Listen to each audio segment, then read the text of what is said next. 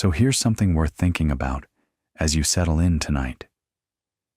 Every single person who has ever lived, every pharaoh, every peasant, every emperor, every child born in a village with no name, every one of them got sick at some point. They all felt that same dread you feel when your throat starts to ache or your skin goes hot with fever. And every single one of them wanted the same thing you want when that happens. They wanted someone to help. Someone who understood what was going wrong inside their body and knew how to fix it.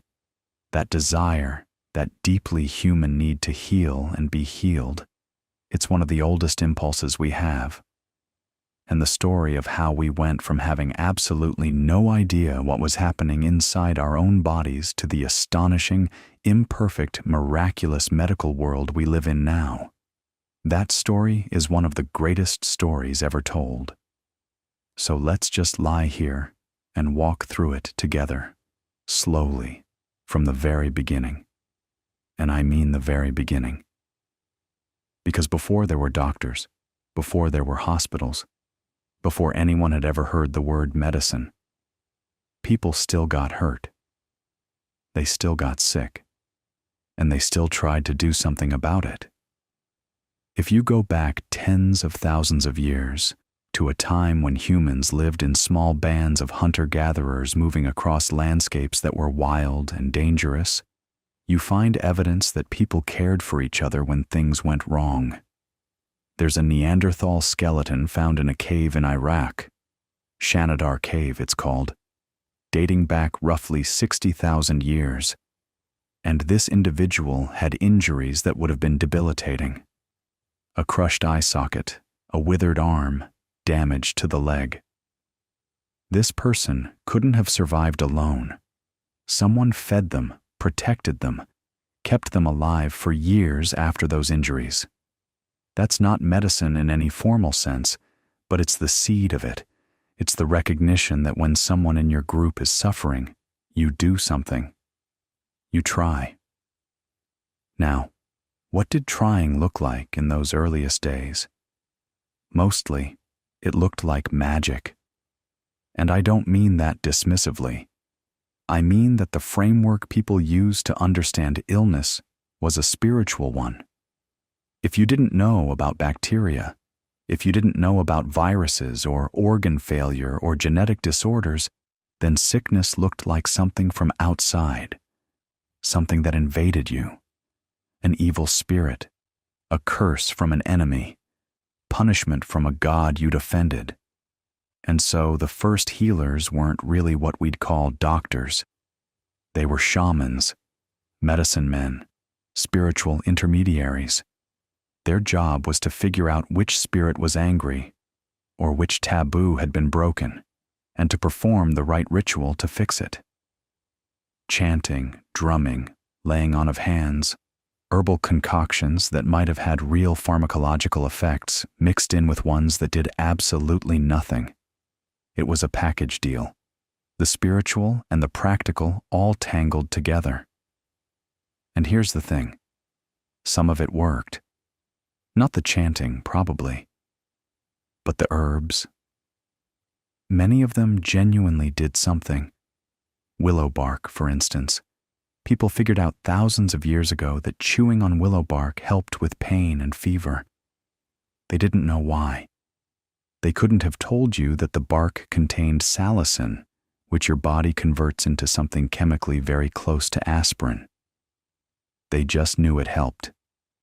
And that knowledge got passed down, generation to generation, through oral tradition, through trial and error, through watching what happened when someone ate this plant versus that one.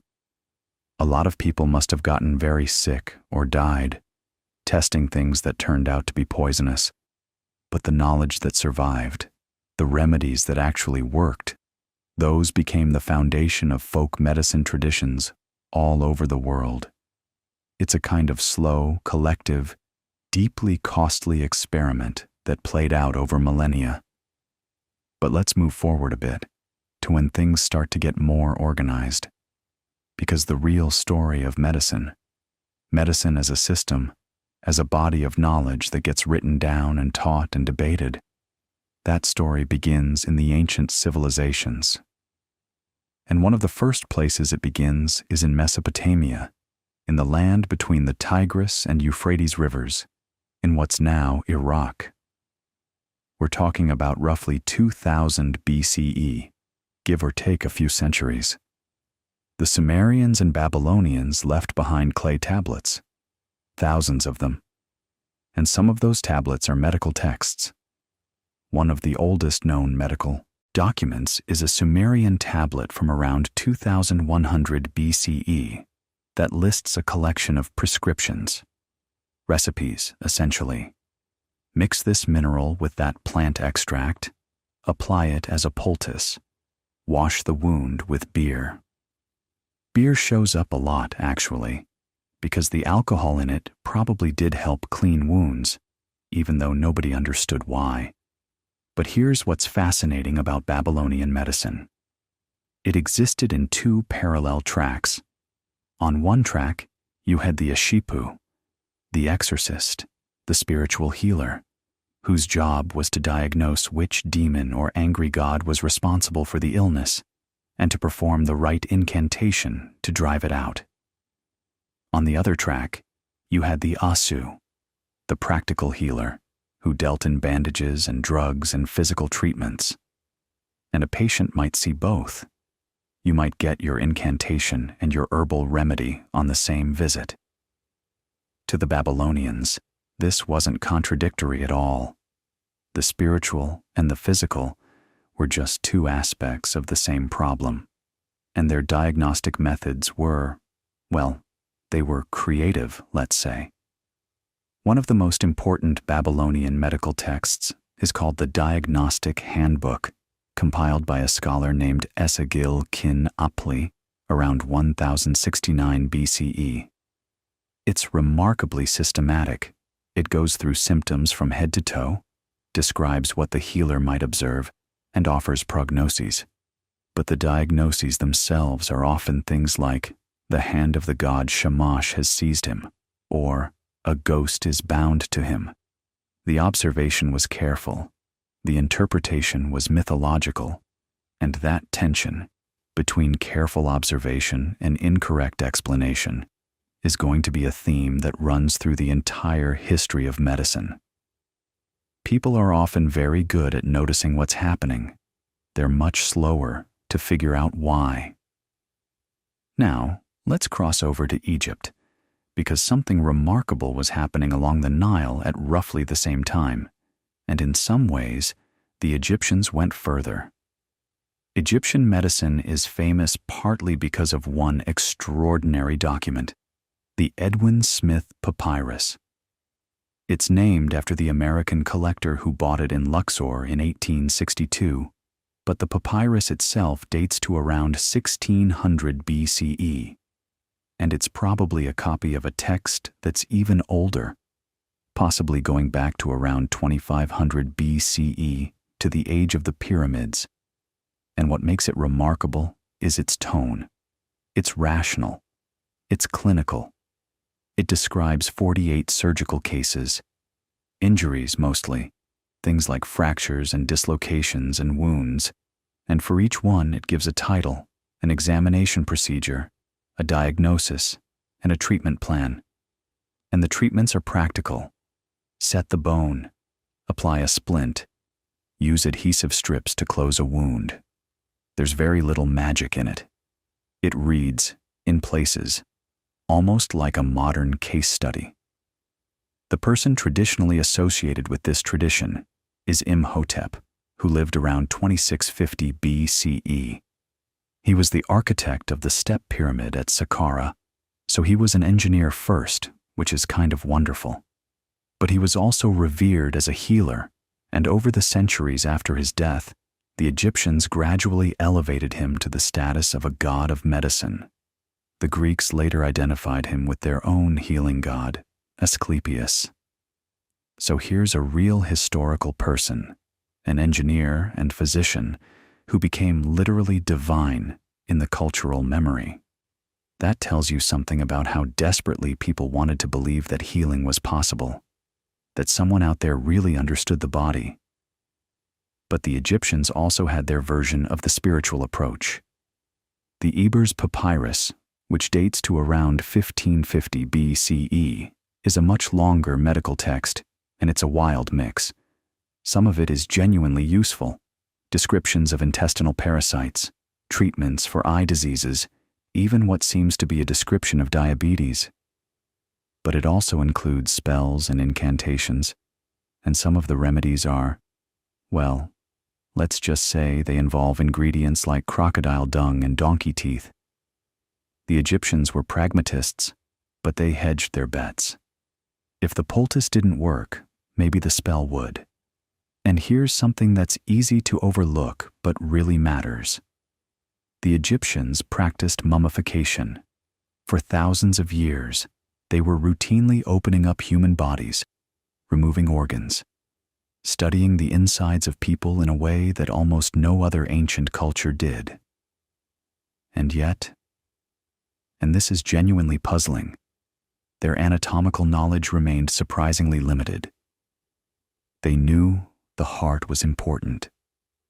They knew the brain existed, obviously, since they pulled it out through the nose during mummification.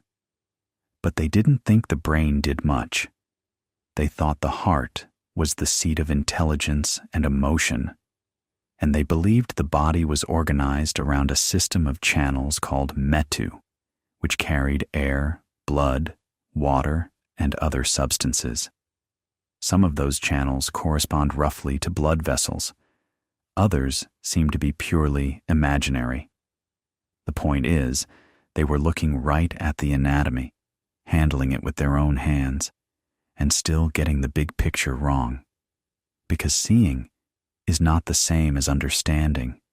You need a framework, a theory, a way of making sense of what you're looking at, and the right framework hadn't been invented yet. So that's the ancient Near East and Egypt, a world where medicine was a blend of genuine observation, practical skill, spiritual belief, and a lot of guesswork. And it's tempting to look at it from our modern perspective and feel a kind of gentle condescension. How could they think a spell would cure an infection? How could they believe the heart did the thinking? But put yourself in their position for a moment. You're living in a world where people get sick for no apparent reason. Children die in infancy at horrifying rates. A scratch can become infected and kill a grown man in days. You have no microscopes, no chemistry, no germ theory, no understanding of how the body actually works at a cellular level. All you have is what you can see with your naked eyes and what seems to happen when you try different treatments. In that context, the fact that they developed any systematic approach at all is extraordinary.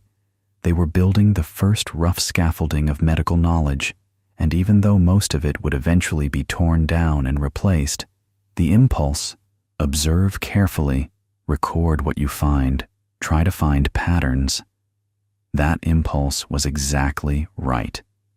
That's the impulse that would eventually lead to everything. Now, the next great leap happens in a place we haven't talked about yet, and it happens because of one very specific cultural shift. We're heading to ancient Greece, and we're heading there because the Greeks did something that nobody before them had quite managed to do. They started asking a different kind of question. Instead of asking which god is angry, they started asking, what natural process is causing this? And that shift, from supernatural to natural explanation, that's the hinge on which the entire future of medicine turns. The person most associated with that shift has a name you almost certainly know, even if you know nothing else about ancient medicine.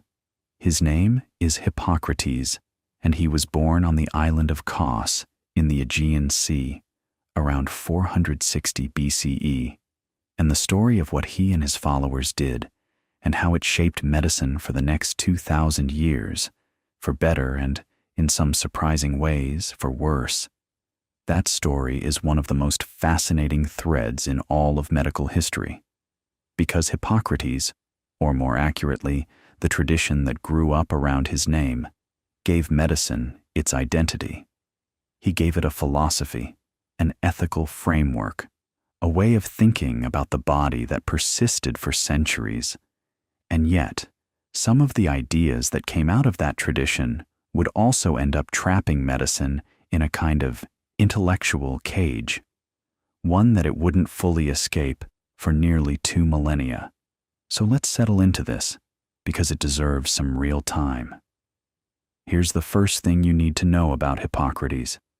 We actually know very little about the man himself. He existed, that much seems clear. He was born on Kos, he practiced medicine, he taught students, and he was famous enough during his own lifetime that Plato mentions him in a couple of dialogues, which is a pretty good way to confirm someone was a real person. But beyond those basics, the details get fuzzy fast. Later writers, centuries after his death, embroidered his biography with all kinds of legendary stories. That he was descended from Asclepius, the god of healing, that he traveled widely, that he turned down a fortune from the king of Persia. Some of those stories might have kernels of truth. Most of them are probably myth. And honestly, for our purposes, it doesn't matter that much, because the real legacy of Hippocrates isn't about one man. It's about a body of work. The Hippocratic corpus, that's what scholars call it, is a collection of roughly 60 to 70 medical texts written in ancient Greek, mostly between about 450 and 350 BCE. And here's the thing. Almost certainly, Hippocrates himself didn't write most of them. They were written by different people at different times, with different viewpoints, and they sometimes even contradict each other. Think of it less like a book by one author and more like a school of thought that produced a library. These were the writings of the Hippocratic tradition, doctors who trained at Kos and at a rival medical school at Cnidus, and their students, and their students' students. Over time, all of it got lumped together under the name of the most famous guy associated with the movement. But even though the corpus is a patchwork, there are some big ideas that run through most of it, and those ideas are what changed everything. The first and most important idea is the one we already touched on. Disease has natural causes. Full stop. Not divine punishment, not demonic possession, not the evil eye. Natural causes. There's a famous text in the corpus called On the Sacred Disease, and it's about epilepsy, which the Greeks called the sacred disease because seizures looked so dramatic and terrifying that people assumed the gods must be involved. And the author of this text, whoever he was, just flatly rejects that. He says, essentially, epilepsy is no more sacred or divine than any other disease. It has a natural cause, just like everything else, and the people who claim it's caused by the gods are charlatans and quacks. That's an extraordinary statement for the 5th century BCE. Think about the courage it takes to stand up in a world saturated with religious explanation and say, no, the gods aren't doing this, and anyone who tells you otherwise is lying to you. Now, was the author right about what actually causes epilepsy? No. He thought it had something to do with phlegm blocking the flow of air to the brain. That's wrong. But the framework, the insistence that you look for physical, natural explanations, that framework is exactly right. And that's the pattern we're going to see over and over again in the Hippocratic tradition. The method is brilliant. The specific conclusions are often wrong, and both of those things matter. The second big idea is careful clinical observation. The Hippocratic texts are full of case histories, detailed almost diary-like accounts of individual patients, The patient's name, where they lived, what day their symptoms started, how the disease progressed day by day, and whether they recovered or died. And the writers are remarkably honest about the deaths. They don't just record their successes. They record cases where the patient got worse and died on the 14th day, and they don't try to spin it or make excuses. That honesty is rare and precious. It's the beginning of what we'd now call clinical documentation, and it matters because you can't learn from your failures if you don't record them. The third big idea, and this is where things get complicated, is the theory of the four humors. This is the one that would cast the longest shadow, and not entirely in a good way. The basic concept goes like this. The human body contains four fundamental fluids, or humors: blood, phlegm, yellow bile, and black bile. Health is a state of balance among these four humors. Disease is what happens when they fall out of balance, when you have too much of one or too little of another. Different people have different natural balances, which is why different people are prone to different illnesses. The seasons affect the humors, diet affects them, age affects them, where you live affects them. And the doctor's job is to help restore balance through diet, exercise, rest, and sometimes through more active interventions like bloodletting or purging. Now, you might be thinking, that sounds kind of reasonable actually. And in a way, it is. The idea that health involves balance, that the body is a system, that environment and lifestyle affect your health. Those intuitions aren't wrong. They're actually pretty sophisticated for the time. The problem is that the specific framework, four humors, balance and imbalance, became so dominant, so entrenched, so widely accepted, that it essentially froze medical thinking in place. For the next 2,000 years, give or take, European medicine would be built on this foundation. And because the framework felt so complete, so elegant, so explanatory, it actually discouraged people from looking for better explanations. Why would you question a theory that seems to explain everything? If a patient has a fever, it's because they have too much blood. The blood is hot and wet, and fever is hot, so clearly there's an excess. If a patient is sluggish and pale, it's too much phlegm, cold and wet. The theory was flexible enough to explain almost any observation after the fact, and that's exactly what made it so dangerous. A theory that can explain everything actually explains nothing, because it can never be proven wrong. But that insight, the idea that a good theory needs to be falsifiable, wouldn't come along for a very, very long time. So the Hippocratic legacy is this beautiful, frustrating, double-edged thing. On one hand, it gave medicine naturalism, clinical observation, ethical duty, and the radical idea that disease can be understood through reason. On the other hand, it gave medicine humoral theory, which would become a straitjacket. Let's talk about that ethical piece for a moment, because it's important. You've heard of the Hippocratic Oath. Almost everyone has. First, do no harm. That's the phrase people associate with it, though those exact words don't actually appear in the original oath. What the oath actually says is more complex and more interesting. It's a kind of professional code of conduct.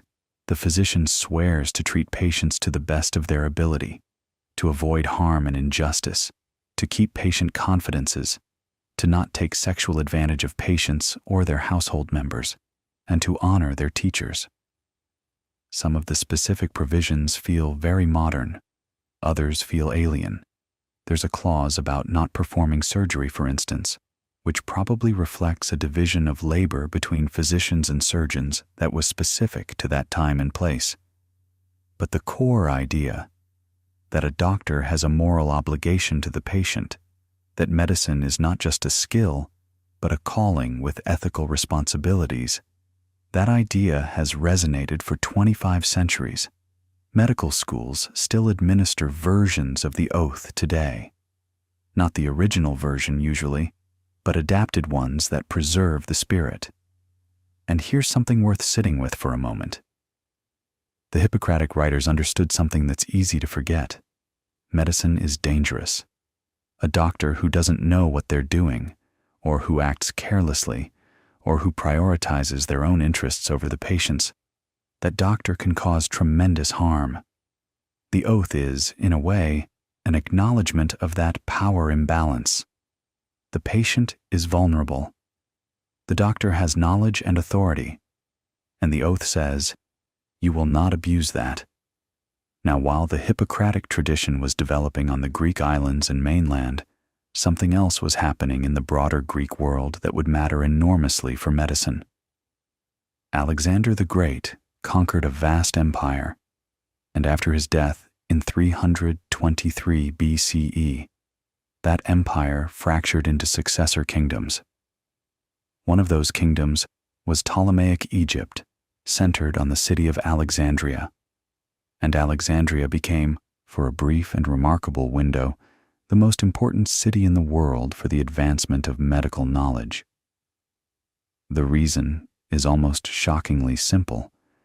For a period of perhaps a few decades in the early 3rd century BCE, the Ptolemaic rulers permitted, possibly even encouraged, the dissection of human cadavers. This was extraordinary. Almost everywhere in the ancient world, cutting open dead bodies was taboo. The Egyptians had been doing mummification for millennia, sure, but as we talked about earlier, the embalmers weren't trying to learn anatomy. They were preparing the body for the afterlife, and the process actually destroyed a lot of the internal detail that would have been useful. The Greeks generally considered it impious to violate a corpse, but in Alexandria, under the Ptolemies, that taboo was temporarily lifted, and 2 men in particular seized the opportunity. Their names were Herophilus and Erasistratus, and they were working in Alexandria around 280 to 250 BCE. Herophilus is sometimes called the father of anatomy, and for good reason. He performed systematic dissections of human bodies, and according to some ancient sources, possibly even vivisections of condemned criminals, though that claim is disputed and might be slander by later writers. Whether or not the vivisection stories are true, his anatomical work was groundbreaking. He distinguished arteries from veins, identified the duodenum. He actually named it. The word comes from the Greek for 12 fingers, because that's roughly how long it is. And he made detailed studies of the brain, the eye, the liver, and the reproductive organs. He recognized the brain as the seat of intelligence, which might seem obvious to us, but was actually a matter of debate. Aristotle, one of the greatest minds in all of history, had argued that the heart was the center of thought and sensation, and that the brain was basically a cooling organ for the blood. Herophilus said no, it's the brain. And he was right. Erasistratus, working around the same time, made his own remarkable contributions. He studied the heart's valves and came tantalizingly close to understanding the circulatory system.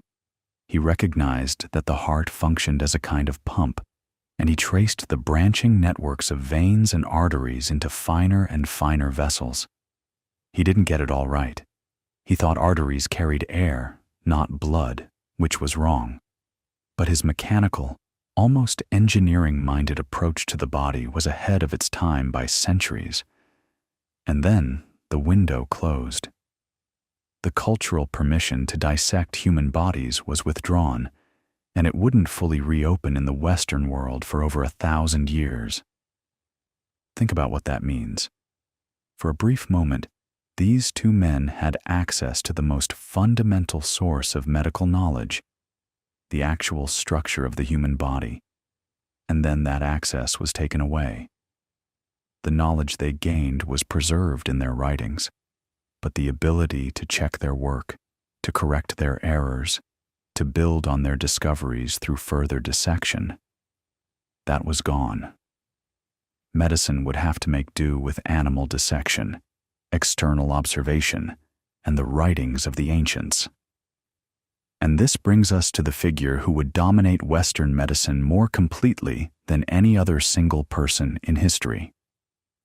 A man born in Pergamon, in what is now Turkey, around 129 CE, roughly 4 centuries after Herophilus and Erasistratus, and about 6 centuries after Hippocrates. His name was Galen, and his influence is almost impossible to overstate. He was brilliant, prolific, supremely confident, and wrong about a remarkable number of things. And the story of how his ideas became the unquestioned foundation of Western medicine for nearly 1,500 years, that's a story worth lingering on. Galen was, by any measure, a remarkable person. He grew up in Pergamon, which was a major intellectual center of the Roman world, home to one of the great libraries of antiquity. His father, alias Nikon, was an architect and mathematician, wealthy, well-connected, and deeply invested in his son's education. By some accounts, it was a dream that convinced Nikon to steer young Galen toward medicine, though honestly, we can't know how much of that is later embellishment. What we do know is that Galen studied widely. He traveled to Smyrna, to Corinth, and crucially to Alexandria, where the echoes of Herophilus and Erasistratus still lingered in the teaching traditions, even though human dissection was no longer practiced. He absorbed everything. He read voraciously. And he came back to Pergamon around the age of 28 to take a position that would shape his early career in an unexpected way. He became the physician to the gladiators. Now, think about what that means in practical terms. Gladiatorial combat produced the most violent, most varied traumatic injuries imaginable. Galen was essentially working in a trauma surgery unit, seeing open wounds, exposed organs, shattered bones, severed tendons, the kind of anatomical access that, in a grim way, partially compensated for the ban on formal human dissection. He reportedly boasted that not a single gladiator died under his care during his tenure, which, if true, suggests real clinical skill. Whether or not the numbers hold up, the experience clearly gave him an intimate, hands-on familiarity with the interior of the human body that most physicians of his era simply didn't have. But here's the thing about Galen, and this is what makes his story so fascinating and so consequential. He wasn't content to just be a good doctor. He wanted to build a complete system, a total theory of how the body worked, why it got sick, and how to fix it. And he had the intellect, the energy, and frankly, the ego to attempt it. Over his long career, he lived into his 70s or possibly even his 80s, which was extraordinary for the era.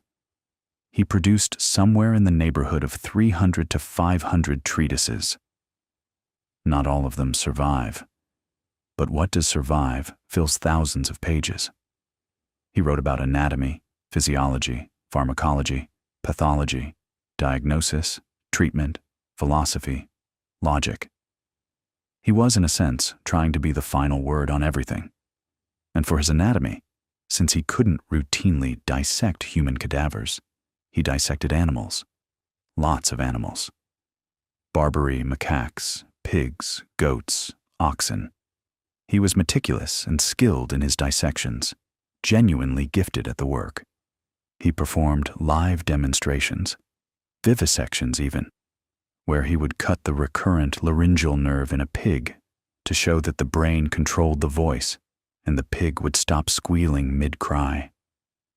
Dramatic stuff. Effective as theater and as science up to a point. The problem, of course, is that pigs and monkeys are not humans. And Galen often assumed that what he found in animal bodies would map directly onto human anatomy, which it frequently did not.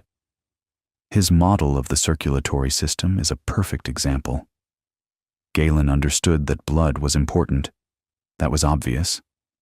But he constructed an elaborate physiological system that was, in retrospect, fundamentally wrong.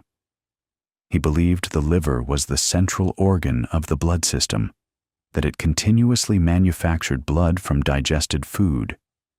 This blood then flowed outward through the veins to nourish the body, where it was simply consumed, like fuel being burned. There was no concept of circulation, no idea that blood went out and came back. It was a one-way trip. Meanwhile, he thought the arteries carried a mixture of blood and something he called pneuma, a kind of vital spirit drawn in from the air through the lungs. And to explain how blood got from the venous side to the arterial side, he proposed that it seeped through tiny, invisible pores in the septum of the heart, the thick, muscular wall between the left and right ventricles. These pores don't exist. There's no passageway there. But Galen said they were there, and for 14 centuries, almost nobody checked.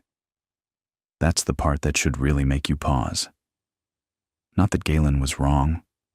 Everyone is wrong about things, especially when working with incomplete information and imperfect methods. The remarkable thing is that his errors became fossilized. They became doctrine. And the reason they became doctrine has as much to do with history and culture and power as it does with science. When the Roman Empire fractured and the western half collapsed, much of the Greek and Roman medical literature was scattered or lost in Western Europe. But it was preserved, translated, studied, and expanded upon in the Islamic world. Scholars like Hunayn ibn Ishaq in 9th century Baghdad translated Galen's works into Arabic with extraordinary care, and Islamic physicians built on that foundation. Figures like Al-Razi, known in the West as Razas, and Ibn Sina, known as Avicenna, wrote massive medical encyclopedias that synthesized Galenic medicine with their own clinical observations. Ibn Sina's Canon of Medicine, completed around 1025, was a staggeringly comprehensive work, over 1 million words, organized with a clarity and logical structure that made it an ideal teaching text. It covered everything from general medical principles to specific diseases to pharmacology. And it was deeply, thoroughly Galenic in its theoretical framework. When these texts were eventually translated back into Latin and reintroduced to Western Europe during the 12th and 13th centuries, they carried Galen's authority with them, now reinforced by centuries of Islamic scholarship. So by the time the European universities began to formalize medical education, places like Bologna, Montpellier, Paris, Padua, Galen wasn't just one authority among many. He was the authority. His texts were the curriculum. Medical education consisted largely of reading Galen, commenting on Galen, and reconciling any apparent contradictions within Galen. If what you saw in a body didn't match what Galen had written, the assumption was that you were looking at it wrong, or that this particular body was anomalous. The text took precedence over the evidence. And this is where humoral theory, remember, that framework of blood, phlegm, yellow bile, and black bile that came down from the Hippocratic tradition, really locked into place as an unshakable orthodoxy, because Galen had adopted it, elaborated it, and woven it into every aspect of his system. Illness was an imbalance of humors. Treatment was restoring the balance. Bloodletting, purging, dietary adjustments, herbal remedies chosen for their supposed heating or cooling or drying or moistening properties. All of it flowed from this one theoretical framework. And because the framework was flexible enough to explain almost anything after the fact, it was nearly impossible to disprove. Let's sit with that for a moment because it's one of the most important dynamics in the entire history of medicine. A theory that can explain everything actually explains nothing. If a patient gets better after bloodletting, that proves the treatment worked. If a patient gets worse, that proves you didn't let enough blood, or you let it from the wrong vein, or the disease was too far advanced. The theory is never at fault. It's what philosophers of science call unfalsifiability, and it's the enemy of progress. Humoral medicine wasn't stupid. It was internally consistent, intellectually sophisticated, and it gave physicians a coherent way to think about the body. But it was wrong, and its very elegance made it harder to abandon.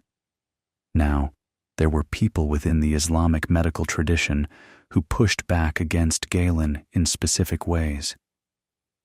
Ibn al-Nafis, a Syrian physician working in Cairo in the 13th century, actually described the pulmonary circulation, the fact that blood travels from the right side of the heart to the lungs and then back to the left side of the heart, rather than seeping through invisible pores in the septum.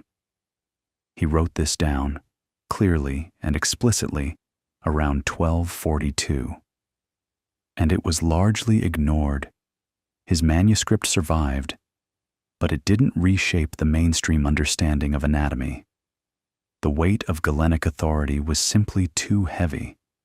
So here we are, deep into the medieval period, and medicine in both the Islamic world and Christian Europe is essentially operating within a framework laid down by a man who died 1,000 years earlier. There are good physicians doing careful clinical work, treating patients, managing epidemics as best they can, compiling observations. Hospitals are being built, particularly in the Islamic world, where institutions like the great Bimaristans of Baghdad and Cairo provided remarkably organized patient care. But the theoretical understanding of how the body works is stuck. It's frozen in amber. And then something happens that is, in its own terrible way, one of the most consequential events in medical history. Something that humoral theory cannot adequately explain, that no amount of bloodletting or purging can stop, and that kills so many people so fast that it shakes European civilization to its foundations. In October of 1347, a fleet of Genesee trading ships pulled into the harbor at Messina, Sicily. Many of the sailors aboard were already dying. They had strange, dark swellings in their groins and armpits, swellings that oozed blood and pus. They burned with fever, and they died, most of them, within days. The ships had come from the Black Sea port of Kaffa, and they carried with them Yersinia pestis, the bacterium that causes plague. Within 5 years, the Black Death would kill somewhere between 75 and 200 million people across Eurasia. In Europe alone, it wiped out roughly a third to half of the entire population. The medical profession was helpless, completely, utterly helpless.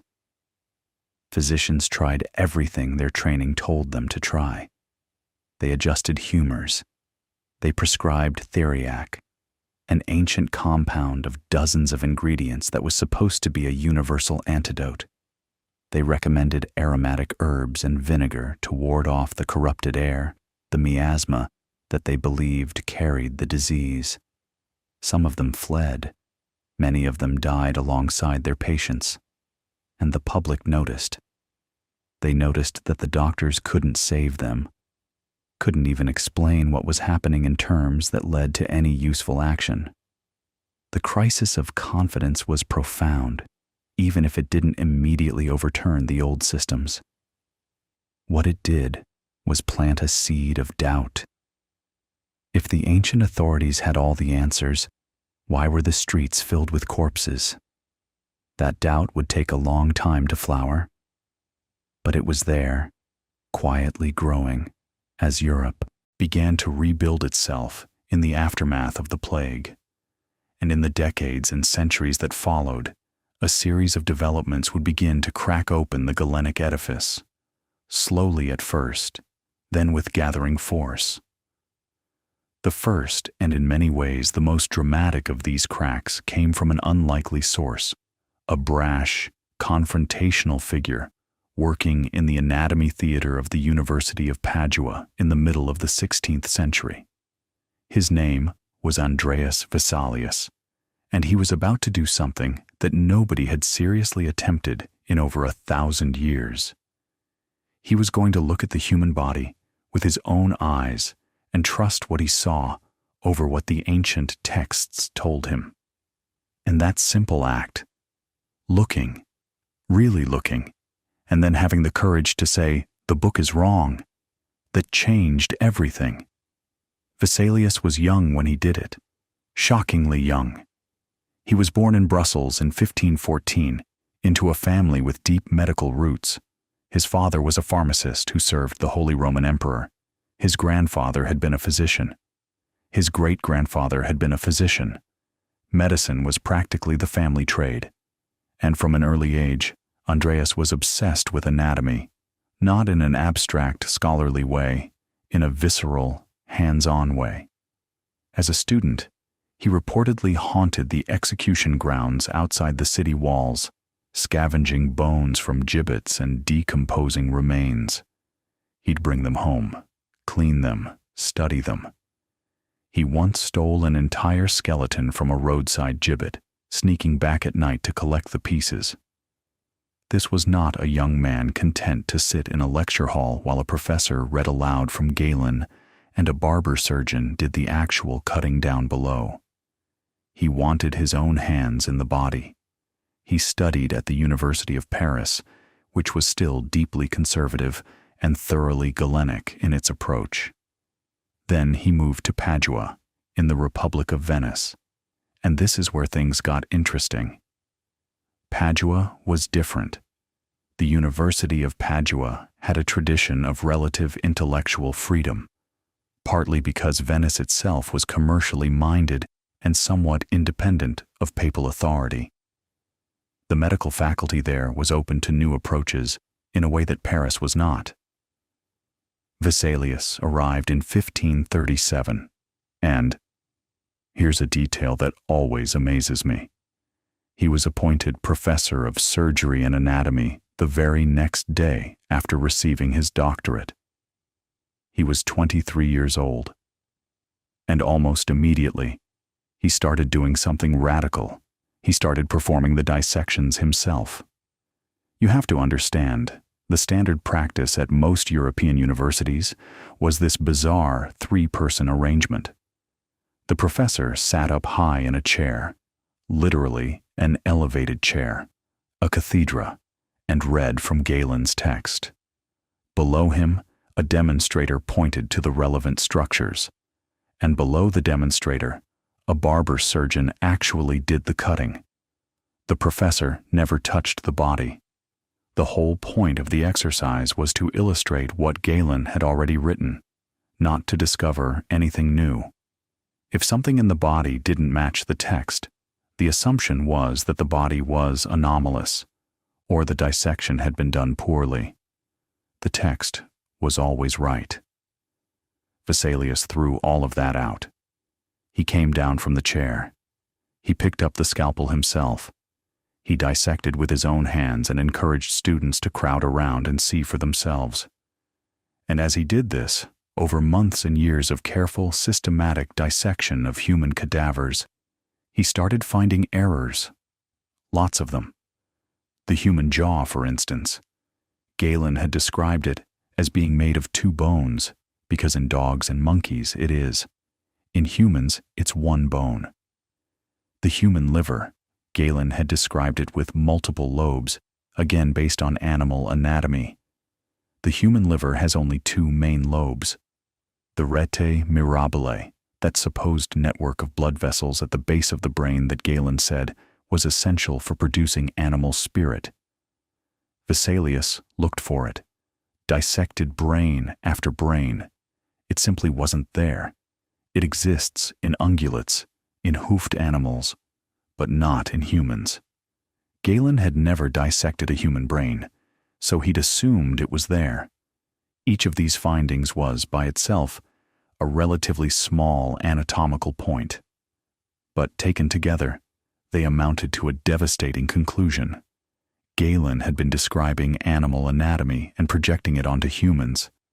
The foundational text of Western medicine for over 1,000 years was, in significant respects, wrong. Not philosophically wrong, not interpretively wrong. Factually, observably, demonstrably wrong. You could see the errors with your own eyes, if you bothered to look. In 1543, Vesalius published his masterwork. It's called De Humani Corporis Fabrica, on the fabric of the human body. And it's one of the most important books in the history of science, full stop. 7 volumes, over 700 pages. And here's what made it truly revolutionary: the illustrations. Vesalius commissioned extraordinary detailed anatomical illustrations, probably from the studio of Titian, the artist, the great Venetian painter.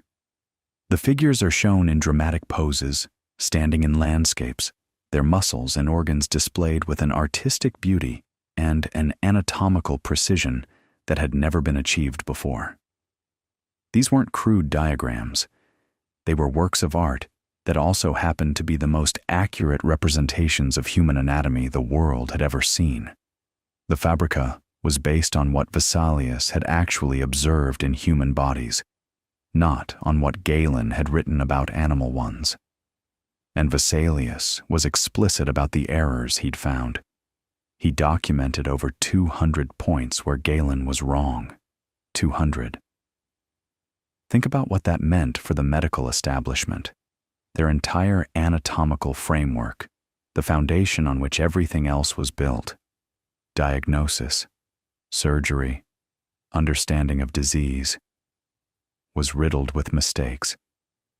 It was as if someone had gone through the blueprints of a building everyone had been living in and shown that the architect had been drawing a different building entirely. Now, you might think the medical world would have been grateful.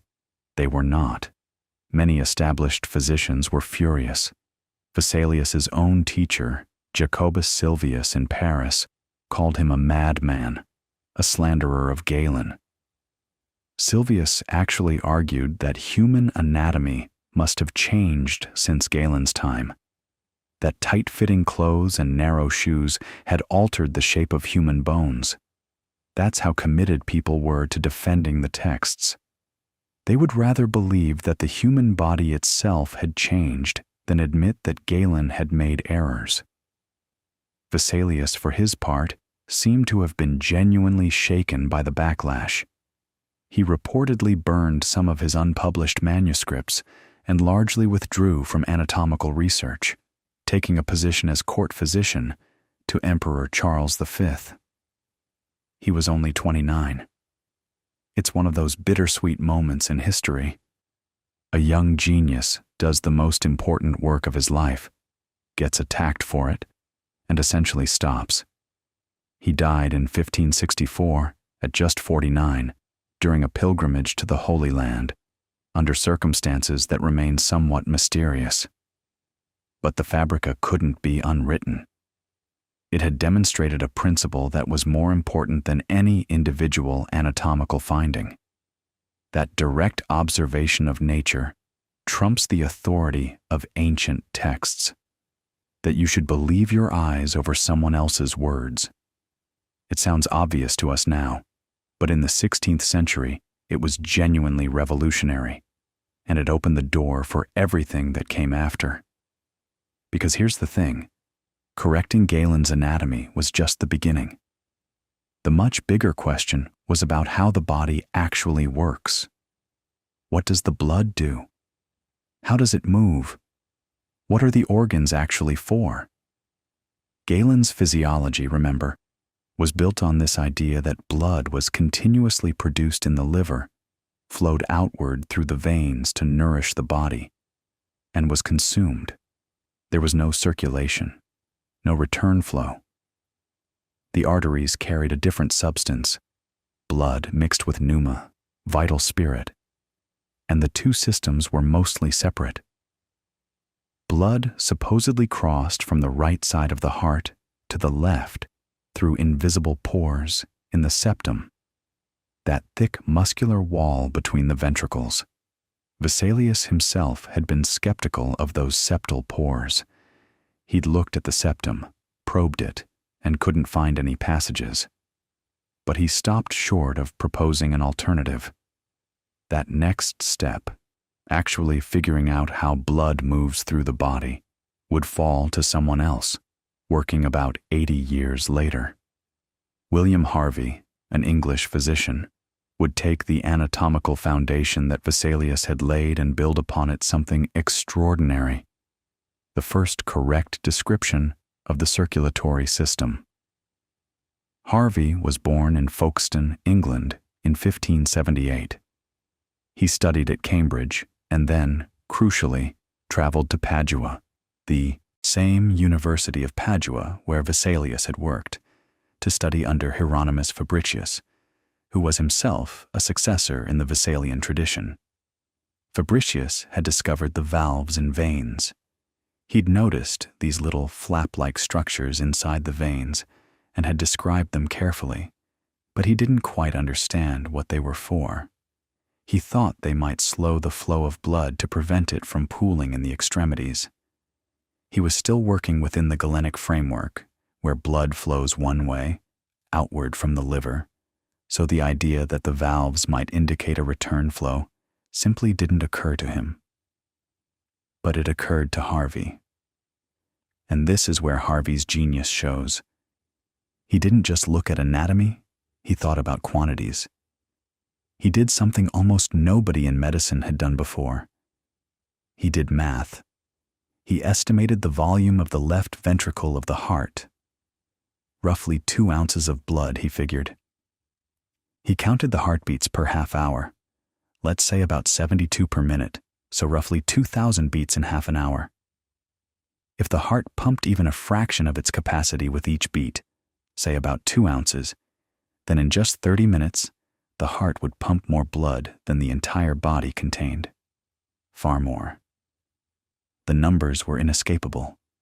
The liver could not possibly be manufacturing that much blood continuously. The blood had to be going around in a circle. It had to be recirculating. This was a quantitative argument, and it was devastating to the galenic model. Harvey combined it with meticulous experimental work.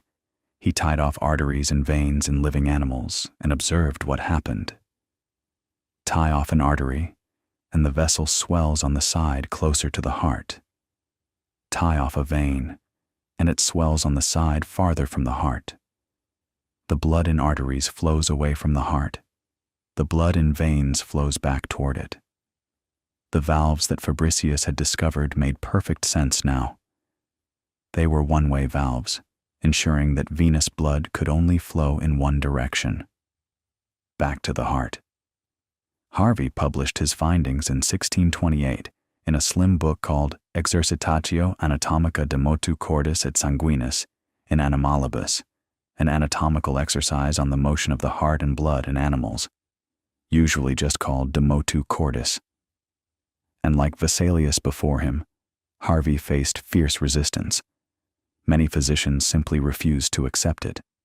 The great French physician Jean Rioland the Younger attacked Harvey's work for years. Harvey's medical practice reportedly suffered. People called him Harvey the Circulator, which was a pun, because circulator was also a slang term for a quack. He was mocked for the very discovery that would make him immortal. But Harvey was right, and the evidence was overwhelming. Within a generation, the circulation of the blood was accepted throughout Europe, and its acceptance didn't just correct one anatomical error, it demolished the entire galenic physiological framework. If blood circulates, then the liver isn't constantly manufacturing new blood. If blood circulates, then the distinction between venous and arterial systems isn't what Galen said it was. If blood circulates, then the whole elaborate system of natural spirits, vital spirits, and animal spirits, the whole pneuma theory, starts to collapse. You pull one thread, and the whole tapestry unravels. There was one thing Harvey couldn't explain, though. He knew blood went from arteries to veins somehow, but he couldn't see how. The vessels got too small. He proposed that there must be tiny connections, but he couldn't observe them with the naked eye. That missing piece would be supplied just 4 years after Harvey's death by Marcello Malpighi, an Italian physician working with one of the new tools that was about to transform all of biology, the microscope. In 1661, Malpighi examined the lungs of a frog under magnification and saw them, capillaries, tiny, hair-thin vessels connecting the smallest arteries to the smallest veins. The circuit was complete. And the microscope. Let's talk about that for a moment, because it opens up an entirely new chapter in this story. The same decades that gave us Harvey's circulation also gave us the ability to see things no human eye had ever seen before. In the Dutch city of Delft, a man who was not a physician, not a professor, not a member of any scientific academy, a man who sold cloth for a living, was about to peer through a tiny glass lens he'd ground himself and discover an invisible world teeming with life. Antony van Leeuwenhoek. And what a character he was. Born in 1632, the same year Galileo published his dialogue on the two world systems, Leeuwenhoek grew up in Delft, working as a draper, a fabric merchant. He had no university education, no Latin, no Greek, no formal training in natural philosophy. What he had was an obsession with lenses. See, drapers in that era used small magnifying glasses to inspect the quality of cloth, to count the thread density in a weave. Leeuwenhoek took that practical skill and pushed it to an almost absurd extreme. He taught himself to grind lenses that were tiny, some no bigger than a pinhead, but astonishingly powerful. His best lenses could magnify over 200 times, which was far beyond what the compound microscopes of his day could achieve. And here's what's funny about that. The compound microscope, the kind with 2 lenses, an eyepiece, and an objective, the kind we think of today, had already been invented. Zacharias Janssen and his father are often credited, around 1590, though the details are murky.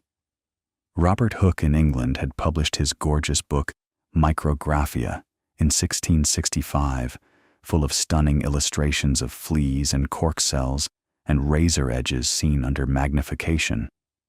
Hooke's microscope was a compound instrument, beautifully crafted, but it had a problem: chromatic aberration. When you stack lenses, the imperfections multiply, colors fringe, images blur. Leeuwenhoek's approach was the opposite: a single, perfect, tiny lens held right up to the eye, with the specimen mounted on a pin just a hair's breadth away. Simple, crude-looking, but optically superior to anything else available at the time. And what he saw through those lenses changed everything. Starting in the 1670s, Leeuwenhoek began sending letters to the Royal Society in London, describing what he called animalcules, little animals. He found them everywhere, in rainwater, in pond scum, in scrapings from his own teeth. He described bacteria, though he didn't call them that. He described protozoa. He described red blood cells, sperm cells, the banding patterns of muscle fibers. He was the first human being to see an entire universe of life that no one had ever suspected existed. And the Royal Society, to their credit, took him seriously. Eventually. At first, there was skepticism, naturally. This was a cloth merchant in Delft writing in Dutch, not a gentleman scholar writing in Latin. But they sent a delegation to verify his observations, and when they looked through his lenses, they saw exactly what he described. He was elected a Fellow of the Royal Society in 1680. Now, here's the thing about Leeuwenhoek's discovery that matters for the history of medicine, and it's a little frustrating, actually. He saw microorganisms. He described them in exquisite detail. But neither he nor anyone else at the time made the connection that would seem obvious to us, that these tiny living creatures might cause disease. That leap would take another 200 years. 200 years. Think about that. The organisms were right there, visible through the lens, and the idea that they might be responsible for infection, for plague, for wound suppuration, it just didn't occur to anyone, or if it did, it didn't stick. The prevailing theory of disease for most of those 2 centuries remained miasma theory, the idea that bad air, foul smells, noxious vapors rising from swamps and rotting matter, that's what made you sick. And honestly, you can see why people believed it. Diseases did cluster around filthy, smelly places. Malaria literally means bad air, malaria in Italian. The correlation between stench and sickness was real, even if the causation was wrong. So, let's sit with that for a moment. By the late 17th century, the medical world had made enormous strides. They understood circulation. They could see cells and microorganisms. They had a growing tradition of careful observation and experimentation. But they still couldn't cure most diseases. They still didn't understand infection. Surgery was still a nightmare of pain and sepsis, and the dominant treatments were still, depressingly often, bleeding, purging, and blistering, holdovers from humoral theory that just wouldn't die. The 18th century brought some bright spots, though, and one of the brightest came from a country doctor in Gloucestershire, England, and it involved milkmaids, Edward Jenner. You've heard the name, probably in the context of vaccination, and rightly so. But the story is richer than the textbook version. Jenner was born in 1749 and trained as a surgeon and apothecary. He was a student of John Hunter, one of the great surgeons of the era, and Hunter gave him a piece of advice that became famous. Don't think, try. Meaning, don't just theorize, experiment. Jenner took that to heart. He'd heard the folk wisdom that milkmaids who caught cowpox, a relatively mild disease they picked up from the udders of infected cows, seemed to be protected against smallpox, which was one of the most devastating killers in the world. Smallpox killed roughly 400,000 Europeans every year in the 18th century. It killed queens and beggars alike. It left survivors scarred, sometimes blinded. It was terrifying. Now, the practice of inoculation against smallpox already existed. It was called variolation, deliberately infecting someone with material from a mild smallpox case, hoping they'd develop a light version of the disease and then be immune. This had been practiced in China and the Ottoman Empire for centuries, and it was introduced to Britain in the 1720s, largely through the efforts of Lady Mary Wortley Montagu, who'd seen it done in Constantinople. But variolation was dangerous. Sometimes the mild infection wasn't mild at all. Sometimes people died from it. Sometimes they spread full-blown smallpox to others. It was a gamble. Better odds than catching smallpox naturally, but still a gamble. Jenner's insight was to use cowpox instead. On May 14, 1796, he took material from a cowpox sore on the hand of a milkmaid named Sarah Nelmes and scratched it into the arm of an 8-year-old boy named James Phipps. The boy developed a mild cowpox reaction and recovered. Then, 6 weeks later, Jenner did something that would get you arrested today. He deliberately tried to infect the boy with smallpox. He variolated him with actual smallpox material, and nothing happened. The boy was immune. Jenner repeated the experiment, tried to infect Phipps with smallpox again months later, and again. Nothing. The protection held. Jenner published his results in 1798, and he called the process vaccination, from vacca, the Latin word for cow. And here's where the human drama gets interesting, because the medical establishment's reaction was mixed, to put it gently. Some physicians embraced it immediately, others were hostile. There were satirical cartoons showing people sprouting cow parts after being vaccinated, literally growing horns and hooves. Some doctors had financial interests in variolation and didn't want a competing procedure. Some had genuine scientific objections. Jenner's evidence was anecdotal, his sample sizes small, his mechanism completely unknown. He had no idea why cowpox protected against smallpox. He just knew it did. But the results spoke for themselves. Vaccination spread across Europe and then the world. Napoleon had his entire army vaccinated. Thomas Jefferson promoted it in America. Within a few decades, smallpox deaths plummeted wherever vaccination was adopted. And this is worth pausing on, because Jenner achieved something remarkable.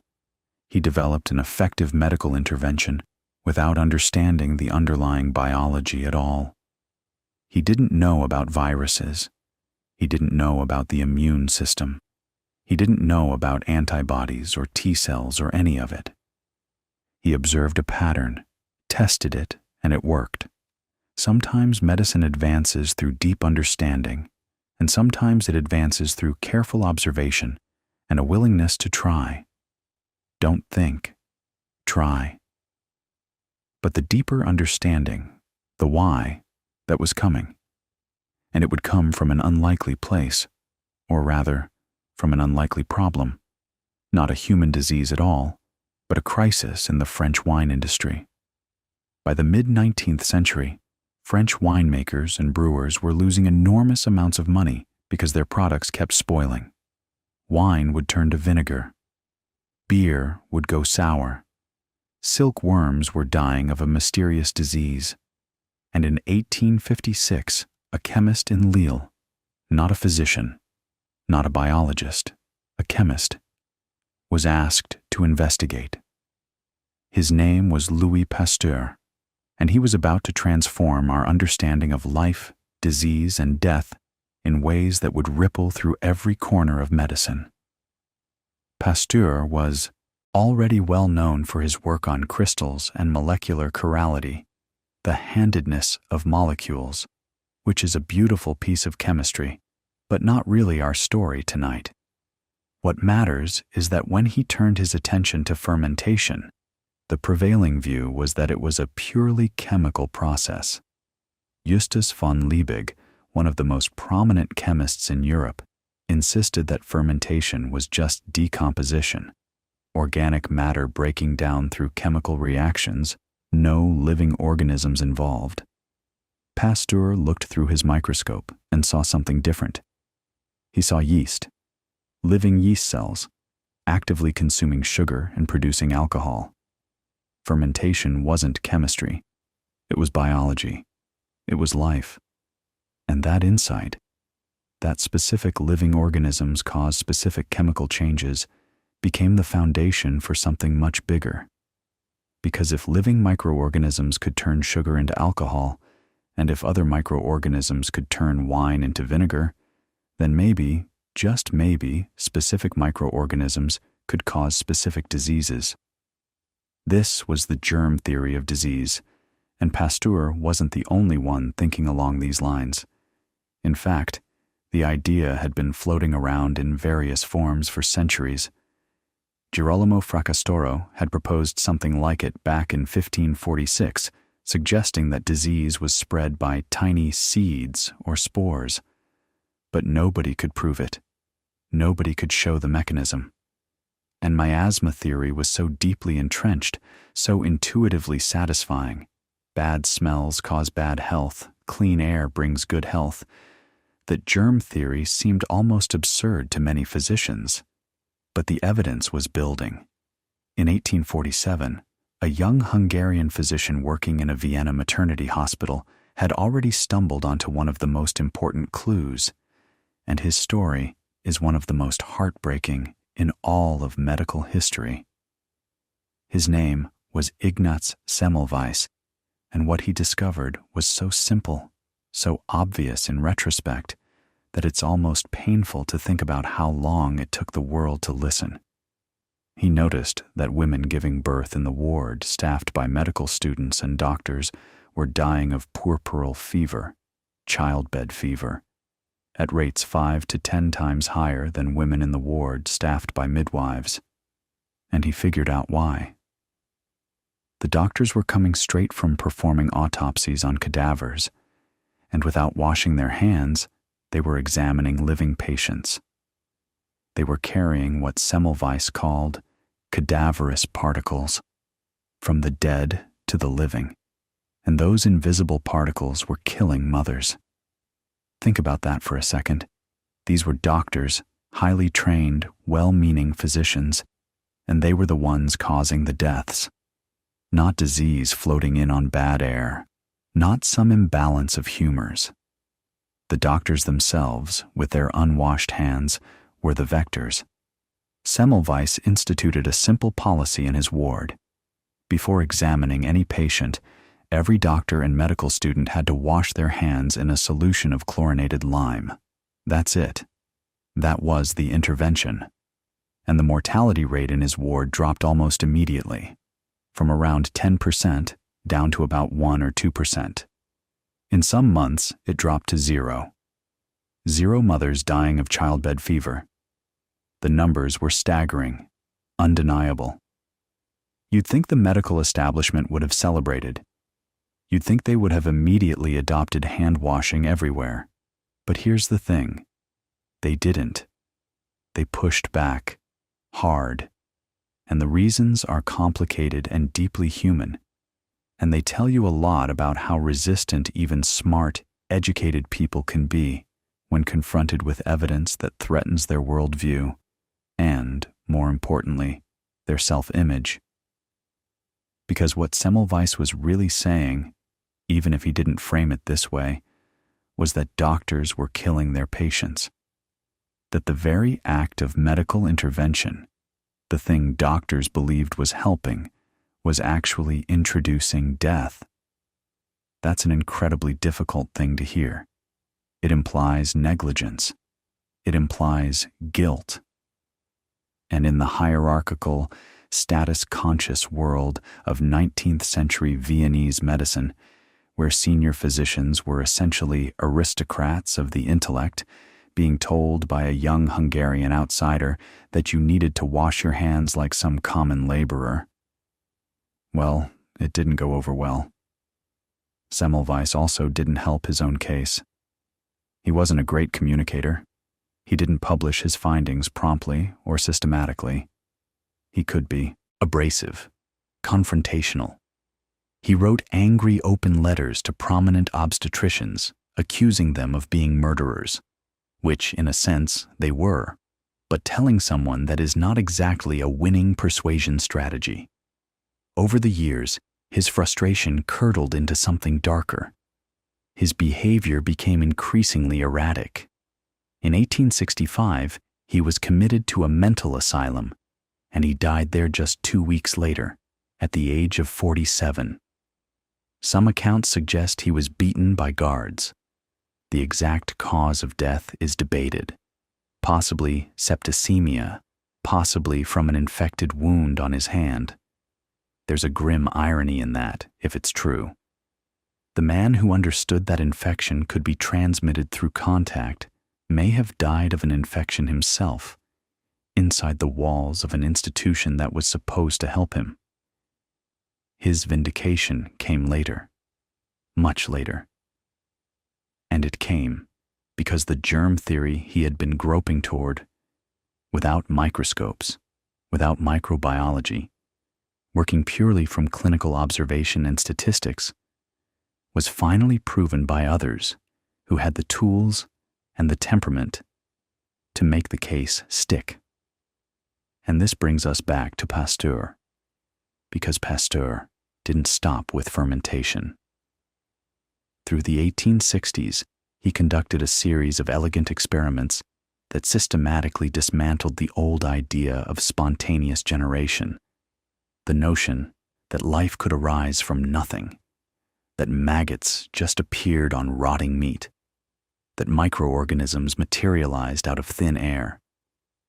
He used his famous swan neck flasks, those beautiful curved neck glass vessels that allowed air in but trapped dust and particles in the bend.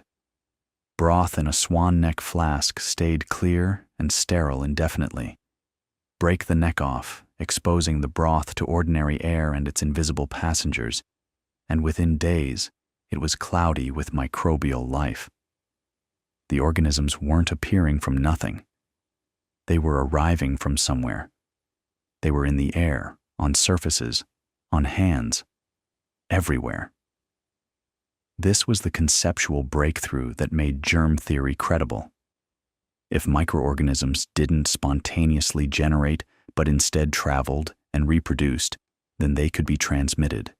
They could be the agents of disease.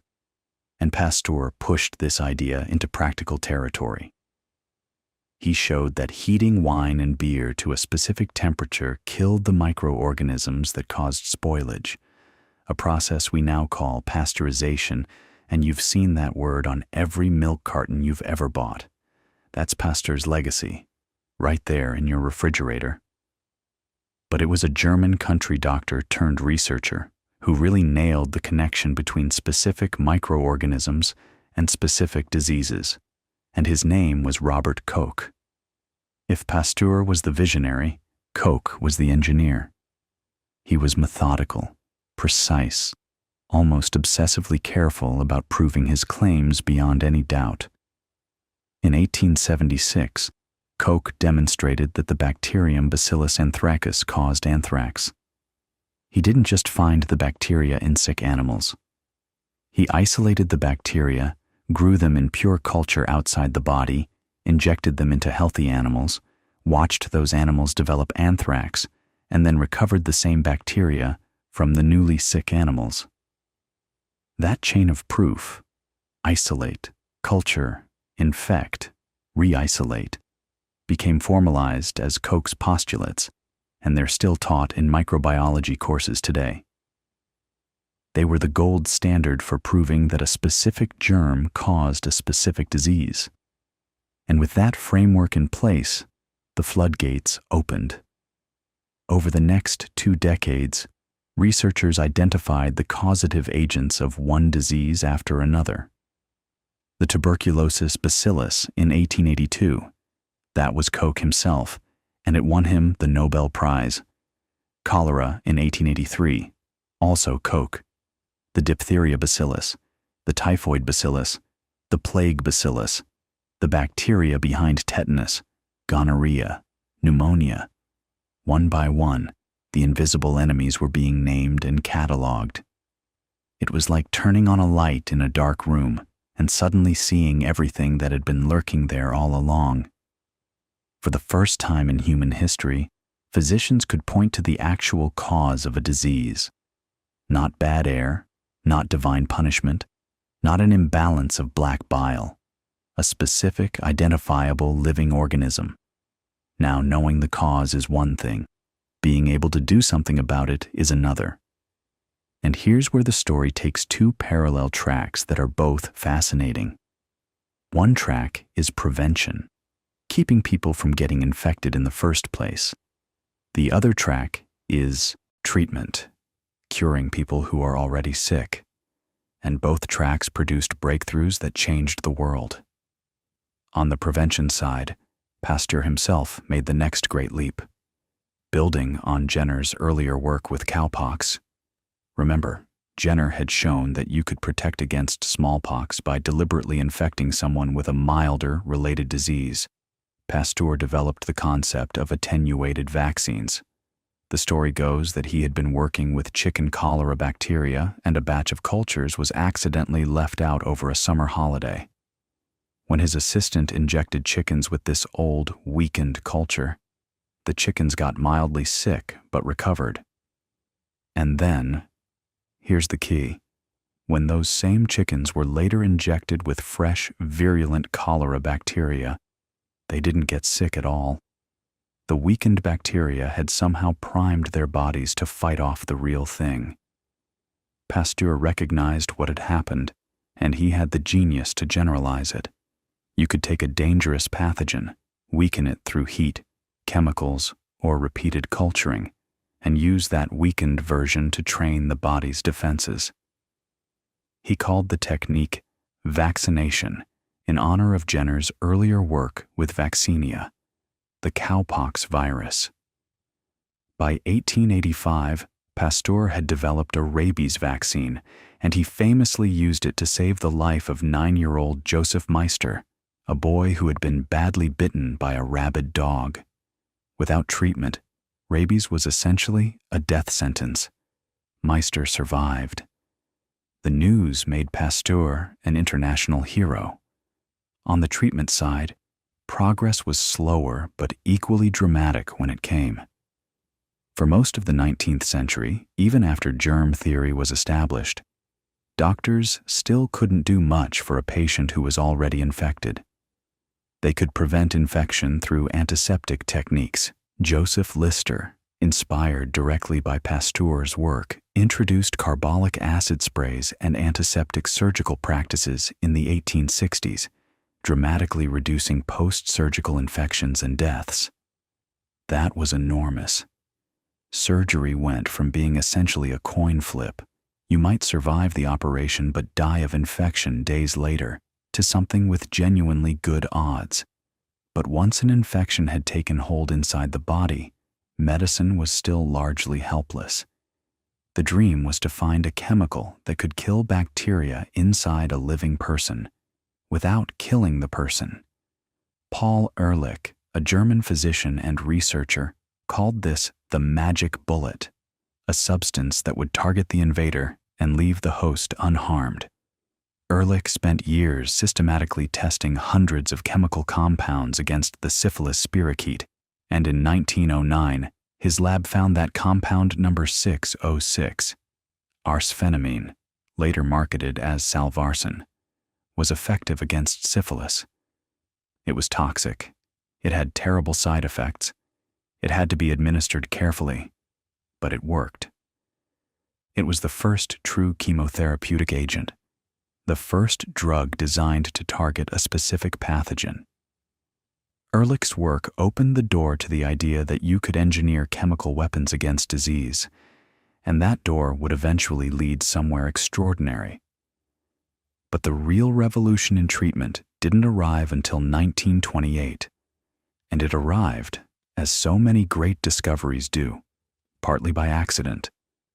Alexander Fleming, a Scottish bacteriologist working at St. Mary's Hospital in London, returned from a summer vacation to find that a petri dish of Staphylococcus bacteria had been contaminated by a mold, and around the mold, the bacteria had died. There was a clear zone where nothing grew, a halo of death surrounding the fuzzy blue-green intruder. Fleming identified the mold as Penicillium notatum and recognized that it was producing some substance that killed bacteria. He called it penicillin, and this is the part that's sometimes overlooked, not much happened. Fleming published his findings, but he couldn't figure out how to produce penicillin in large quantities or purify it enough for clinical use. The chemistry was beyond him. The project stalled. For over a decade, penicillin sat in the literature as a curiosity, a promising observation that nobody could turn into a practical medicine. It took two other researchers, Howard Florey and Ernst Boris Chain, working at Oxford in the early 1940s, to pick up where Fleming left off, and their timing was driven by something urgent and terrible, because by then the world was at war, and soldiers were dying not just from bullets and shrapnel but from the infections that followed. Florey and Chain figured out how to extract and purify penicillin, and the early clinical results were almost miraculous. Patients with life-threatening bacterial infections, septicemia, gangrene, pneumonia, were recovering within days. The problem was scale. Producing enough penicillin to treat even one patient required enormous quantities of mold culture. Florey traveled to the United States in 1941 to enlist American industrial help, and what followed was one of the most remarkable feats of wartime production ever attempted. The U.S. government, recognizing the military significance, threw resources at the problem. Pharmaceutical companies experimented with deep tank fermentation, found more productive strains of penicillium, one famously discovered on a moldy cantaloupe in a Peoria, Illinois market. And by D-Day in June 1944, there was enough penicillin to treat every wounded Allied soldier who needed it. Think about what that means. In the span of just a few years, humanity went from having essentially no way to treat bacterial infections to mass-producing a drug that could cure them. The impact on the war alone was incalculable, but the impact on civilian medicine afterward was even greater. Penicillin opened the age of antibiotics. Other researchers found other antimicrobial compounds, streptomycin in 1943, effective against tuberculosis, the disease that had been humanity's greatest killer for centuries. Tetracycline, erythromycin, chloramphenicol. Through the 1940s and 1950s, new antibiotics appeared at a dizzying pace. Diseases that had been death sentences became treatable. Surgeries that had been impossibly risky became routine. The average human lifespan began to climb in ways that would have seemed like fantasy just a generation earlier. And it wasn't just antibiotics. The mid-20th century saw an explosion of medical capability on almost every front. Vaccines were developed for polio. First, Jonas Salk's injected killed virus vaccine in 1955. Then, Albert Sabin's oral live attenuated vaccine shortly after. If you're old enough, or if your parents are, you might remember the sheer terror that polio inspired in the 1940s and early 1950s. Swimming pools closed in summer, children kept indoors, iron lungs lined up in hospital wards. And then, almost overnight, that fear evaporated. The Salk vaccine was announced on April 12, 1955, and church bells rang. People wept in the streets. It felt like a miracle, though of course it wasn't.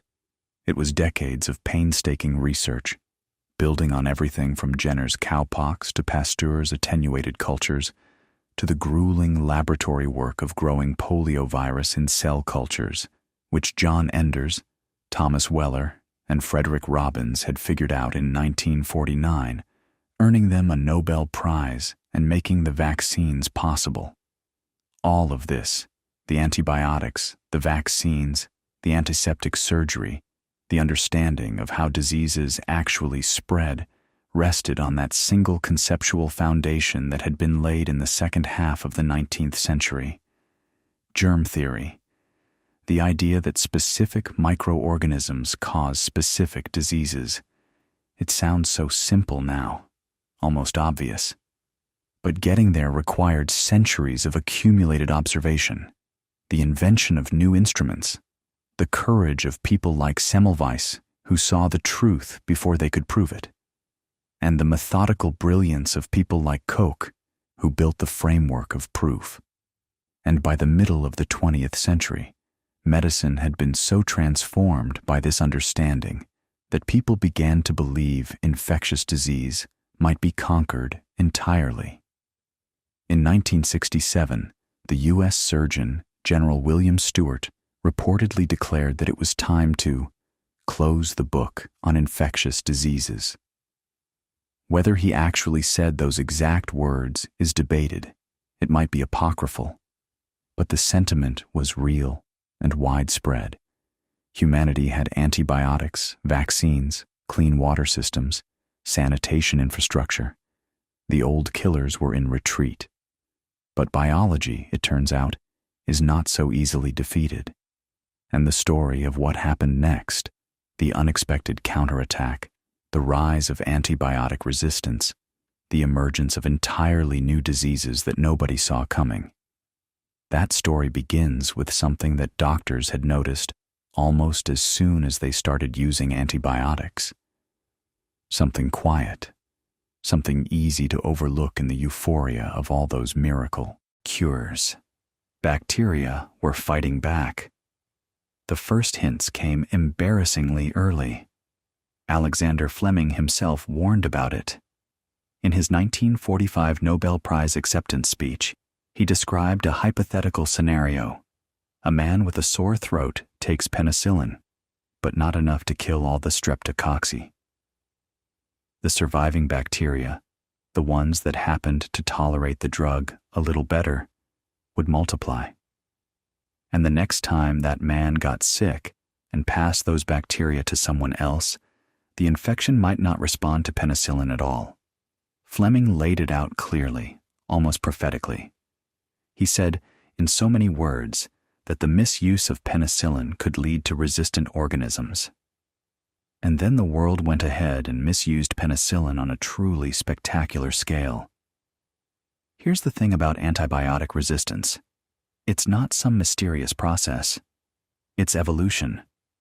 Plain, straightforward natural selection, the same mechanism Darwin described, just operating on a timescale fast enough that you can watch it happen in a petri dish.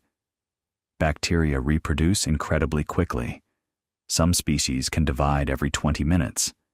That means, in a single day, one bacterium can produce billions of descendants.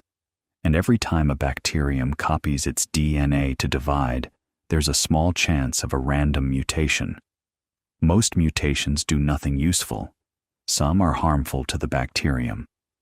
But occasionally, purely by chance, a mutation arises that makes a bacterium slightly better at surviving in the presence of an antibiotic. Maybe it produces an enzyme that breaks down the drug molecule. Maybe it changes the shape of the protein the drug was targeting, so the drug can't latch on. Maybe it develops a pump that actively pushes the drug back out of the cell before it can do damage. These are real, specific molecular mechanisms, and they arise through random genetic variation.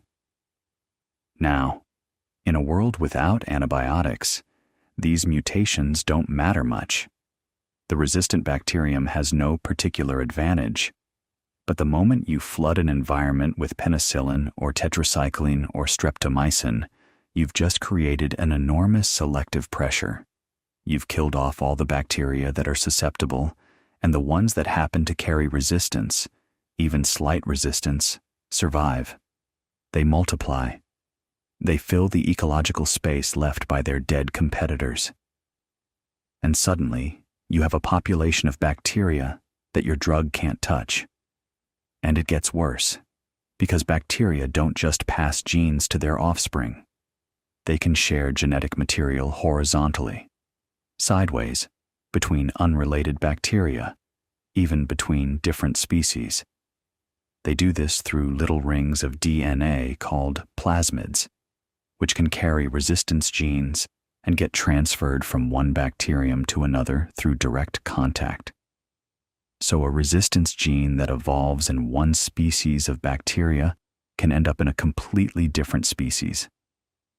It's like if you could pick up a useful skill just by shaking someone's hand. This horizontal gene transfer is one of the reasons antibiotic resistance has spread so much faster than anyone initially expected. Staphylococcus aureus, staph, the common bacterium that causes skin infections, wound infections, pneumonia, provides one of the clearest and most sobering timelines. Penicillin became widely available in the mid-1940s, and by 1950, hospitals were already seeing staph strains that were resistant to it. By the 1960s, penicillin-resistant staph was so common that a new antibiotic called methicillin was introduced specifically to deal with it. Methicillin was designed to resist the enzyme that staph used to break down penicillin. It worked beautifully for about 2 years. The first methicillin-resistant Staphylococcus aureus, MRSA, was identified in 1961 in the United Kingdom. Think about that timeline. 2 years. The drug was engineered specifically to overcome resistance, and the bacteria found a way around it in 2 years. MRSA went on to become one of the most feared hospital-acquired infections in the world.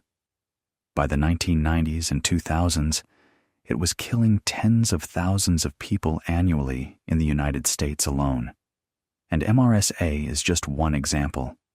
Resistance has emerged to virtually every antibiotic ever developed. Tuberculosis, the ancient killer that Koch had identified in 1882, developed multi-drug-resistant strains, MDR-TB, that required years of treatment with toxic backup drugs instead of the standard 6-month regimen. Some strains became extensively drug-resistant, XDR-TB, resistant to nearly everything in the medical arsenal. Cases appeared where doctors essentially had nothing left to prescribe. And here's what makes the problem feel almost tragically self-inflicted. A huge portion of antibiotic resistance has been driven not by careful medical use, but by overuse and misuse. Antibiotics prescribed for viral infections like colds and flu, where they do absolutely nothing because viruses aren't bacteria. Antibiotics given to livestock, not to treat sick animals, but in low doses mixed into feed to promote faster growth. This practice, which became widespread in agriculture from the 1950s onward, created exactly the conditions Fleming had warned about.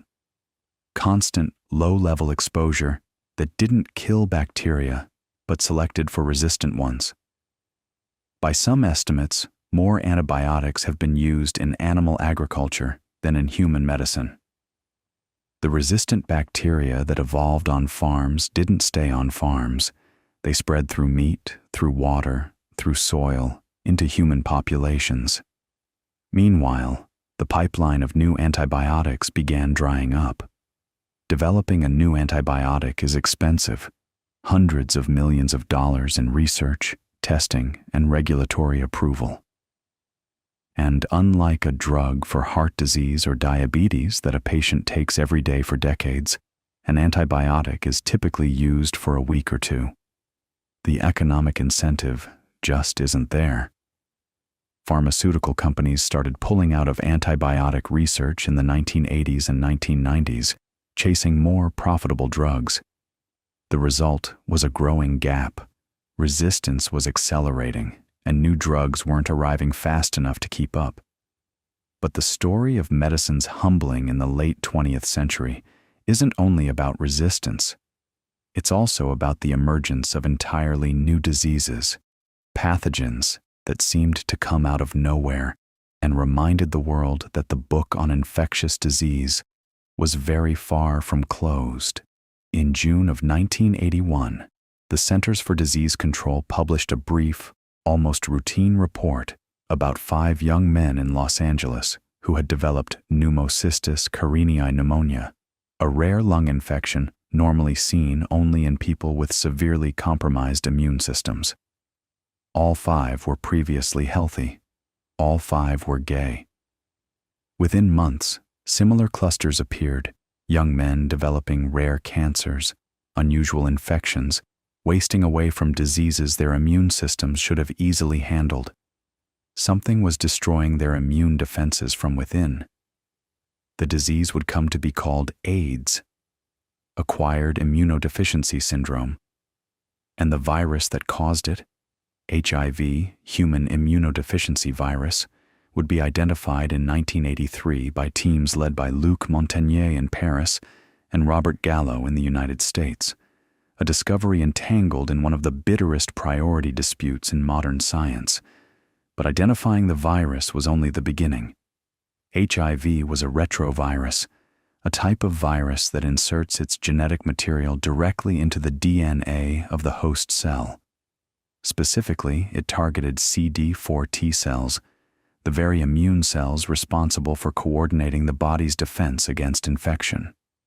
The virus essentially hijacked the immune system's command structure, and it did so quietly, sometimes lurking for years before symptoms appeared, all while the infected person could unknowingly transmit it to others. The early years of the AIDS epidemic were devastating and deeply shaped by social stigma.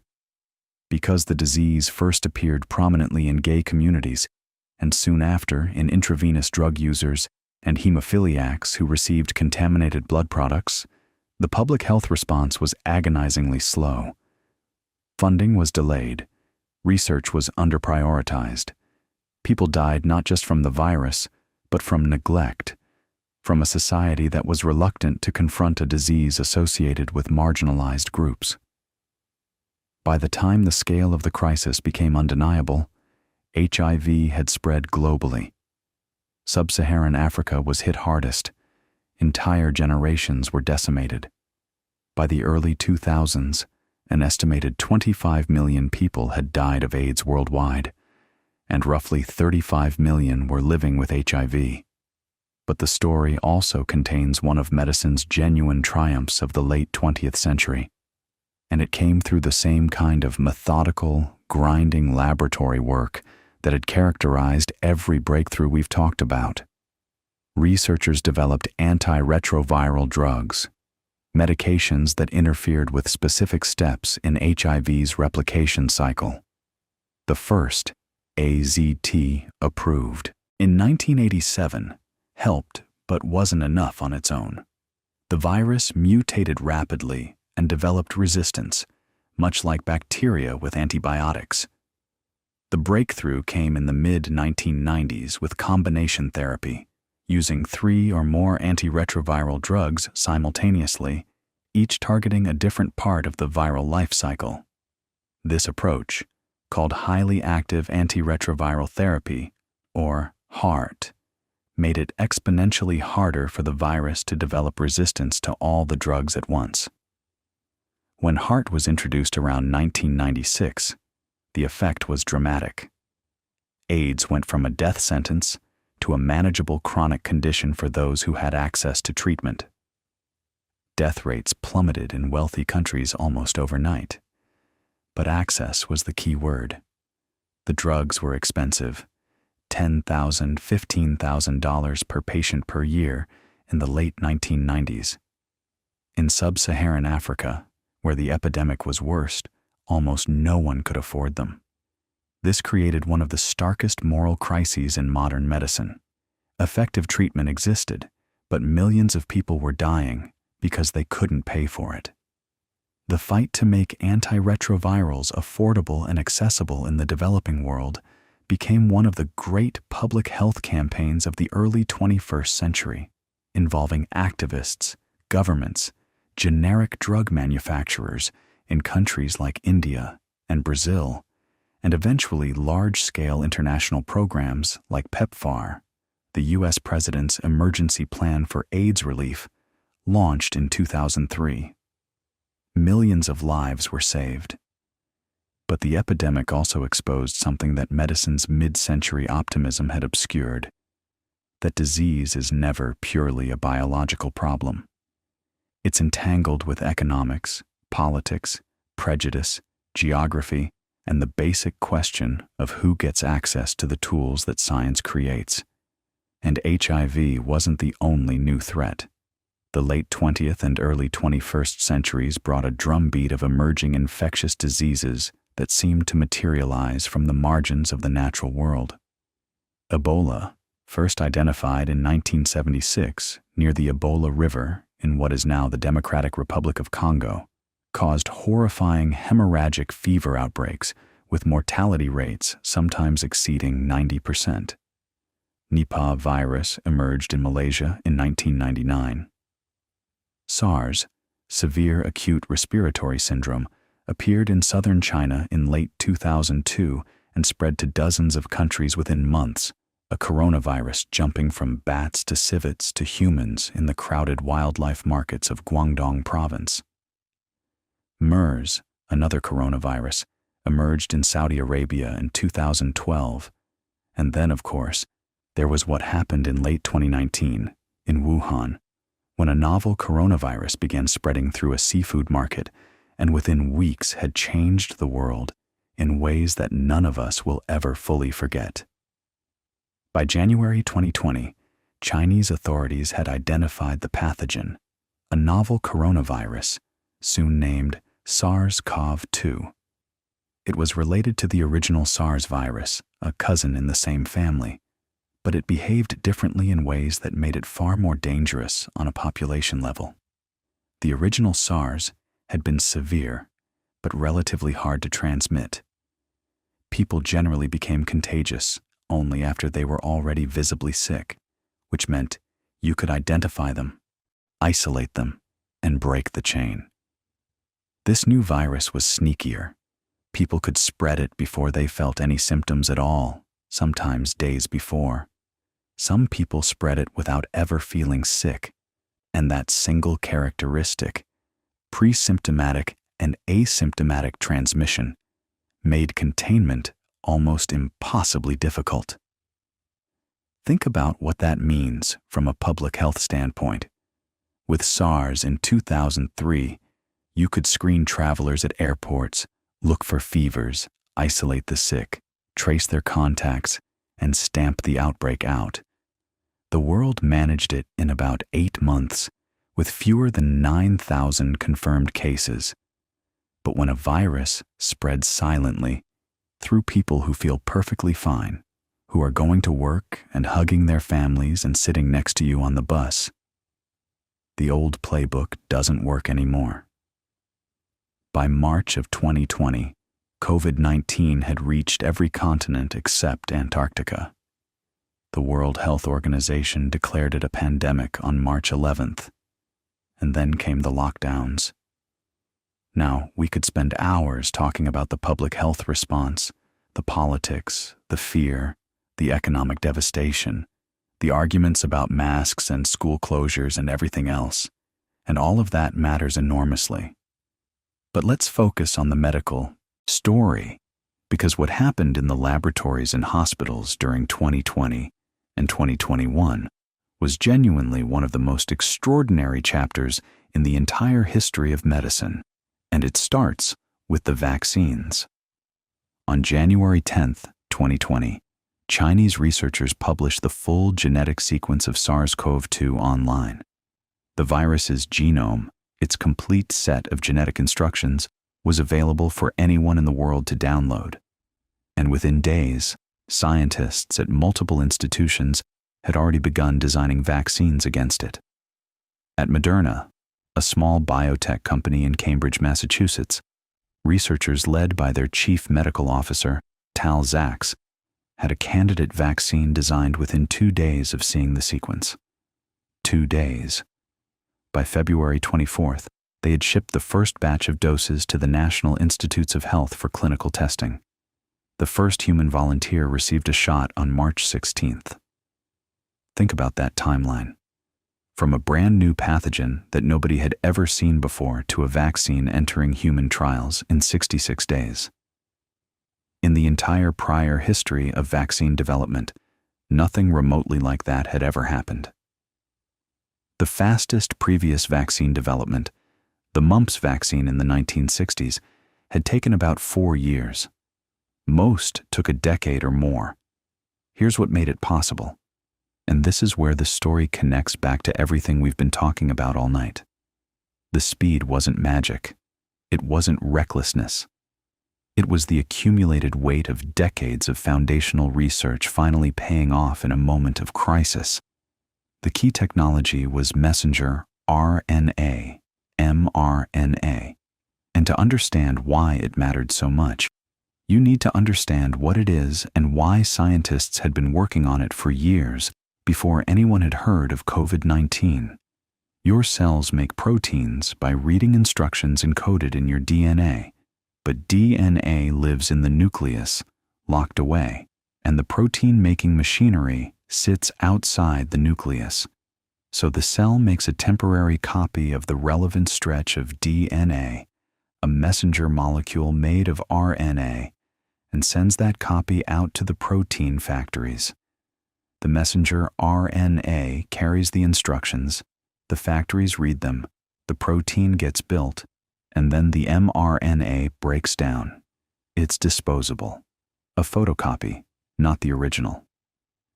In the 1990s, a Hungarian-born biochemist named Katalin Karikó became obsessed with the idea that you could use synthetic mRNA as medicine. If you could design your own mRNA and get it into cells, you could instruct those cells to build any protein you wanted, including, potentially, pieces of a virus, harmless fragments that would train the immune system to recognize the real thing. It was a beautiful idea. The problem was that it didn't work very well. When you injected synthetic mRNA into the body, the immune system treated the mRNA itself as a foreign invader and destroyed it before it could do anything useful. It also triggered intense inflammation. Karikó spent years trying to solve this problem, and for most of that time, she couldn't get funded. She was demoted at the University of Pennsylvania. Her grant applications were rejected over and over. She kept going anyway. In the early 2000s, working with her colleague Drew Weissman, an immunologist at Penn, Karikó figured out the critical trick. They discovered that by chemically modifying one of the building blocks of the mRNA, swapping in a slightly altered version of the nucleoside uridine, called pseudoridine, the synthetic mRNA could slip past the immune system's early warning sensors. The body would accept it, the cells would read it, and the desired protein would get made. They published this finding in 2005. It didn't make headlines. Almost nobody noticed. But it was the breakthrough that made everything else possible. When Moderna and BioNTech, a German company co-founded by the husband and wife team of Uğur Şahin and Özlem Türeci, designed their COVID vaccines, they built directly on Karikó and Weissman's modified mRNA platform.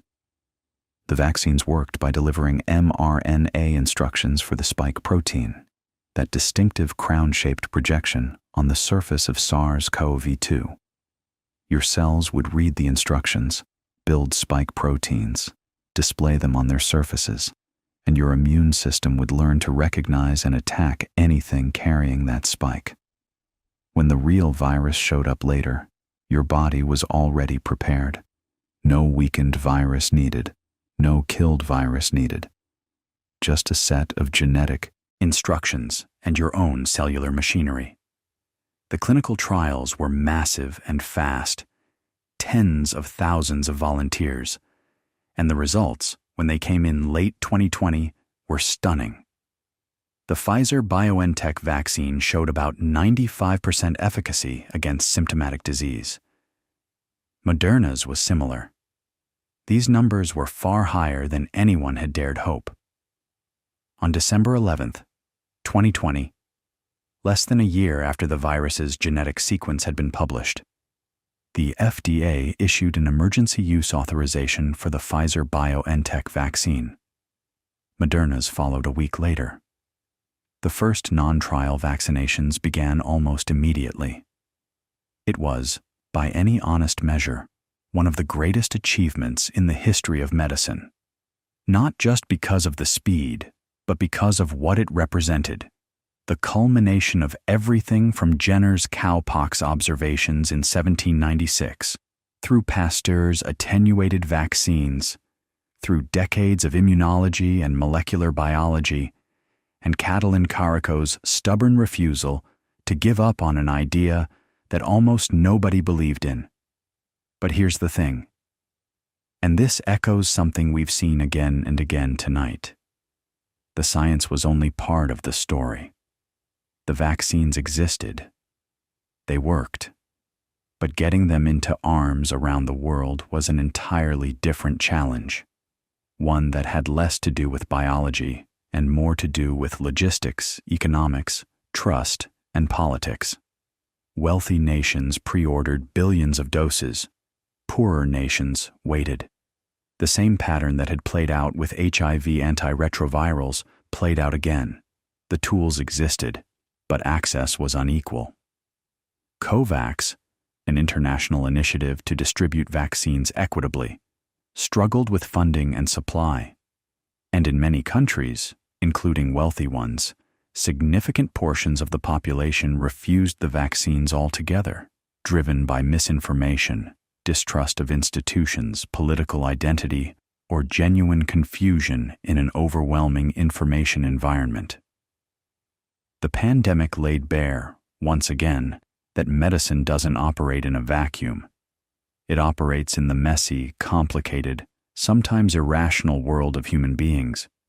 Meanwhile, inside hospitals, doctors were fighting the virus with whatever they had.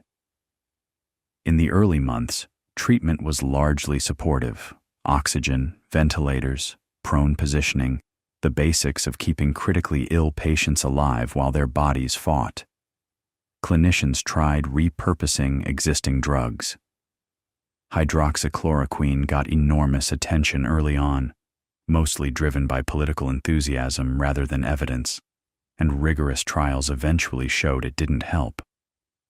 Remdesivir, an antiviral originally developed for Ebola, showed modest benefit in hospitalized patients.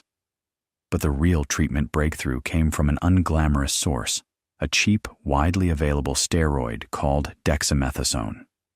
In June 2020, the recovery trial in the United Kingdom, led by Peter Horby and Martin Landray at Oxford, showed that dexamethasone reduced deaths by about a third in patients on ventilators and by about a fifth in patients on supplemental oxygen. It worked by dampening the overactive immune response that was killing many severe COVID patients. Their own immune systems were doing more damage than the virus itself.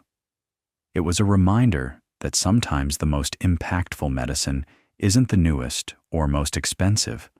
It's the one that's already sitting on the shelf, waiting for someone to test it properly. And then came the antivirals. Paxlovid, developed by Pfizer and authorized in late 2021, was a protease inhibitor. It blocked an enzyme the virus needed to replicate, conceptually similar to the protease inhibitors that had transformed HIV treatment. Molnupiravir, from Merck, worked differently, introducing errors into the virus's genetic code as it tried to copy itself. These oral antivirals meant that people diagnosed early could take pills at home and dramatically reduce their risk of severe disease. The therapeutic arsenal grew. But step back for a moment and think about what the pandemic revealed about modern medicine more broadly. It showed breathtaking capability: a vaccine designed in days, tested in months, manufactured in billions of doses. It showed the power of genomic sequencing, of international data sharing, of platform technologies that could be rapidly adapted to new threats. The mRNA platform, in particular, has implications far beyond COVID. Researchers are now developing mRNA vaccines for influenza, for RSV, for malaria, for cancers, using the same basic approach of instructing your cells to produce specific proteins that train or direct your immune system. Carrico and Weissman won the Nobel Prize in Physiology or Medicine in 2023, a recognition that was long overdue. But the pandemic also showed medicine's limits. It showed that a novel pathogen could still overwhelm health systems in the 21st century, that hospitals could run out of beds and oxygen and staff, that healthcare workers could burn out and break down. It showed that public trust in science is fragile and that communication matters as much as discovery. It showed that global health infrastructure is only as strong as its weakest link. And it reminded us, painfully, that infectious disease has not been conquered, that the optimism of the mid-20th century, the idea that we might close the book on infectious disease, was always premature. So here we are. And where exactly is here? If you zoom out, way out, and look at the entire arc of the story we've been tracing tonight, what do you see? You see a species that started with nothing but observation and compassion. People in prehistoric caves caring for the injured, packing wounds with plants they'd learned through trial and error might help.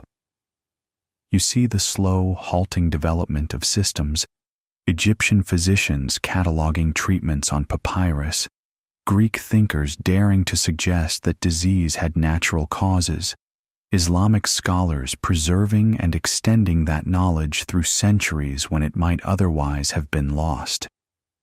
You see the long, painful authority of incorrect ideas, Galen's anatomy, humoral theory, miasma, and the courage it took for people like Vesalius and Harvey and Semmelweis to challenge them, often at great personal cost. You see the germ theory revolution, that extraordinary moment when humanity finally understood what was actually making people sick. You see antibiotics and vaccines transforming life expectancy within a single generation. And you see the complications, resistance, emerging diseases, inequality, the realization that biology and society are inseparable. And here's what I find most comforting about all of it, especially at this hour, when the world is quiet and you're lying there letting your thoughts slow down. Medicine has never been a straight line of progress. It's always been messy, full of wrong turns, stubborn mistakes, brilliant people ignored, and mediocre ideas celebrated. But the overall direction, the long, long arc, bends toward understanding, toward less suffering, toward longer, healthier, more dignified lives. Not for everyone equally, not yet, and that remains one of the great unfinished projects of our time. But the trajectory is real. Every time you take an aspirin for a headache, or get a flu shot, or drink clean water from a tap, or watch a surgeon scrub their hands before an operation, you're standing at the end of a chain of discoveries that stretches back thousands of years, each link forged by someone who looked at suffering and refused to accept it as inevitable. Someone who asked why, and then kept asking, even when the answers were slow in coming. That's the story of medicine. It's the story of us, trying to understand ourselves, trying to fix what breaks, trying to keep each other alive a little longer. And it's still being written right now, in laboratories and clinics and hospitals all over the world, by people whose names we may never know, working on problems we haven't even identified yet. And that's a good thought to fall asleep to, that somewhere out there, someone is still asking the next question, still looking through the next microscope, still refusing to accept that we've learned all there is to learn. The story continues, but for tonight, you've heard enough of it. Let your mind rest. Let the names and dates and discoveries blur together into something warm and indistinct, like lights seen from a distance. You don't need to hold on to any of it. It'll all still be there in the morning. Sleep well.